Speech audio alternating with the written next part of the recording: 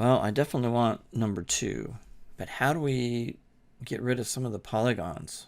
Okay, that's the key. How do you do that and still have the model be efficient enough to work in a game engine? So that's too many. So how about if we take every other edge loop?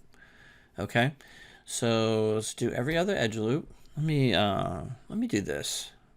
Select it again and do Control 1 so nothing else is in our way. And I'm going to start right at the top. So we are going to clean this up. So it's basically the thing that's going around from the top view that's causing most of the issues. So I'm going to go into perspective and do Control 1 and just start on the edge here. Okay, I'm going to keep the center, but I'm going to take away this edge here and go every other one. This edge here, okay, and every other one, this edge here, okay, and then I'm going to take this edge here, okay, and this edge here, right, and this edge here. Okay, so you can see that, and I'm going to continue around here until I get every other one like that. And you can see that I'm able to do that. And it's going to be a really cool thing when we get it all finished, because right now we are at 1,472 faces. 1,472 faces, which is too many. Okay. Now, what makes this so smooth and amazing is the fact that we have to have more vertices or more edge loops around. Okay, not vertically, but we need more vertices around to hold this shape. Okay, because if I delete all these edge loops, which will delete about half of the faces. So we'll go from 14 to roughly 700 or 800, which is good. So let's go and to get rid of these edges, we're going to go to Control Delete. There we go.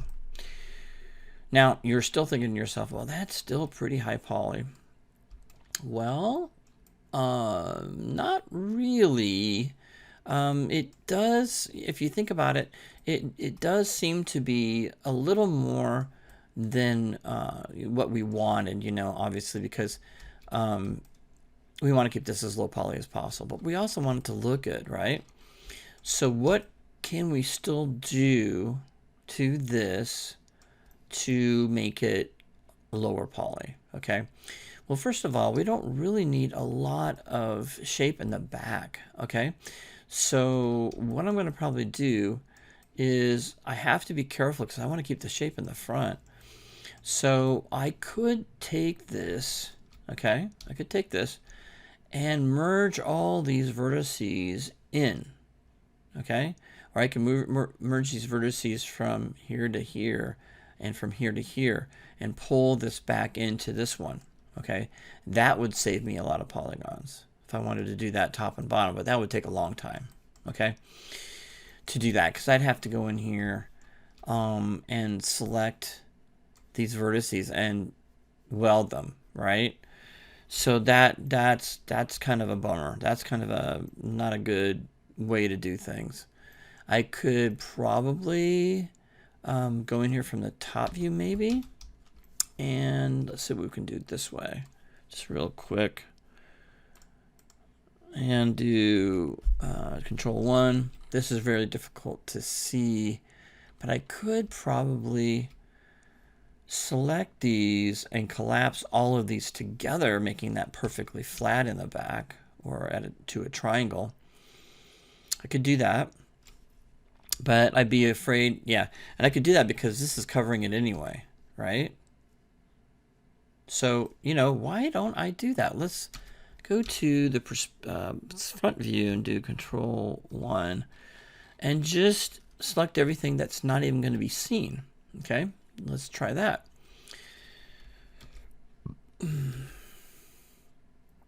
just marquee select. Probably want to use this tool here, marquee select everything that I am only going to, that I'm not going to see, like that, and delete it. And let's see. Oh, looks like we got some stuff here. Let's go to the top view here and see what's happening with that. Let's go Control 1 again. Hit the Q key. Go into selection mode. Go Control 1 in the perspective view. And let's get rid of these faces that we're not even going to see, right? So you have to be careful. I'm going to go to the paint tool here, and this is way too big. There we go. And just paint these faces. Whoops, daisy. Nope, don't want to do that. You got to be very careful on what you're painting. And I probably got too many, and you don't want to. You definitely don't want to make sure you don't do anything on the bottom. But the top's going to be hidden for sure. So I'm going to hit the Q key and kind of select these by hand.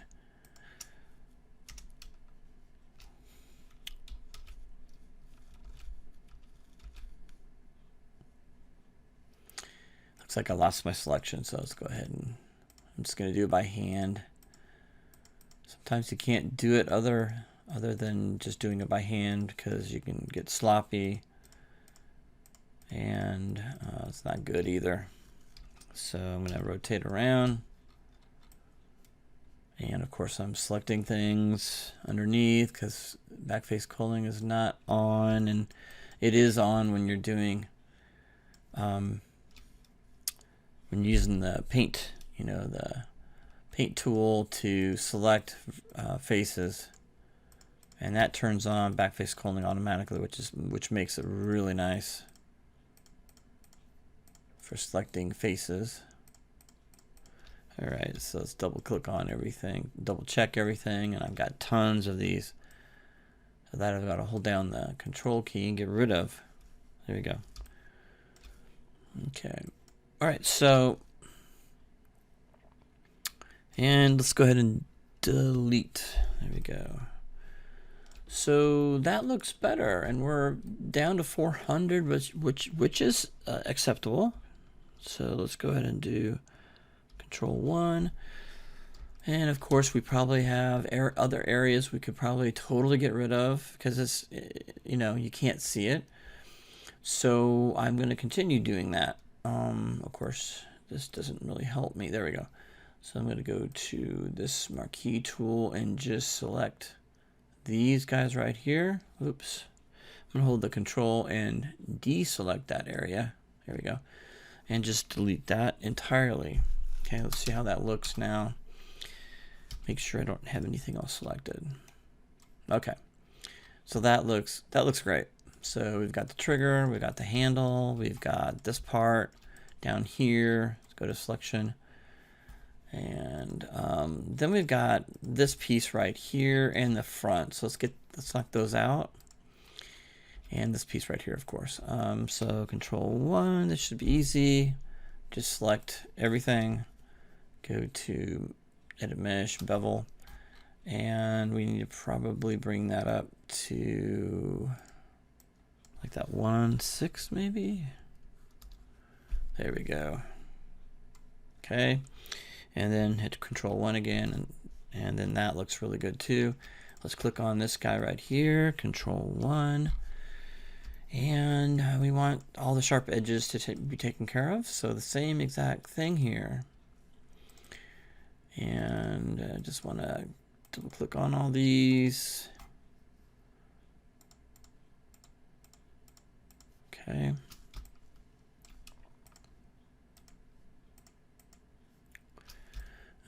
That looks good, and of course that top. There we go, all the way around.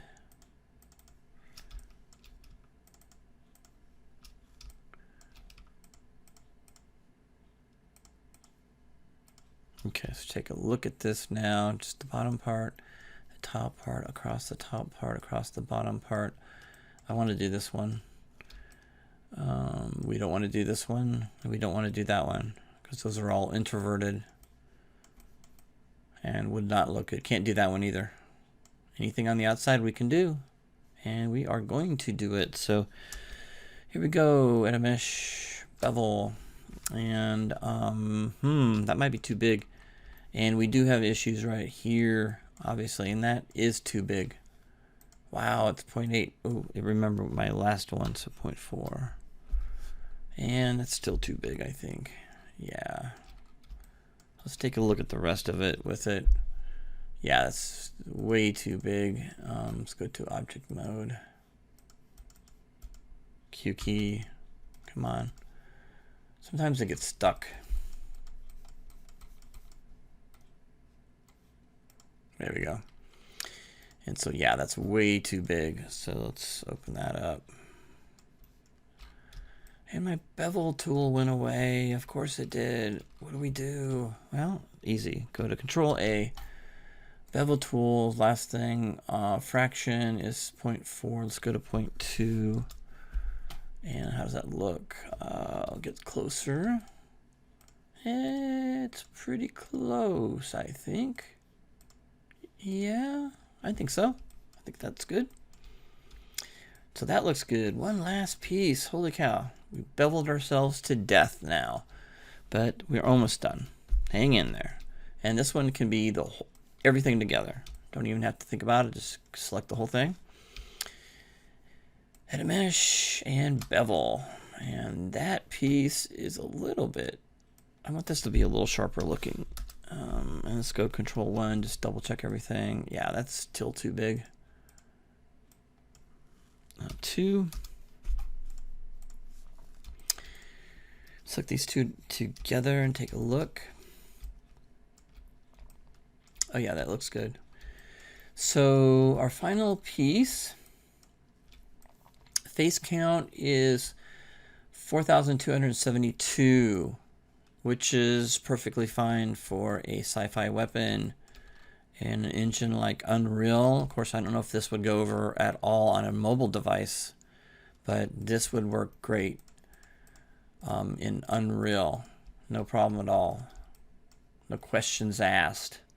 It'll just go in and work just fine. All right, that's our modeling part of it. So this module, I think we're going to go ahead and start UV mapping in this module to give you guys a little more time in texturing and rendering for the next module.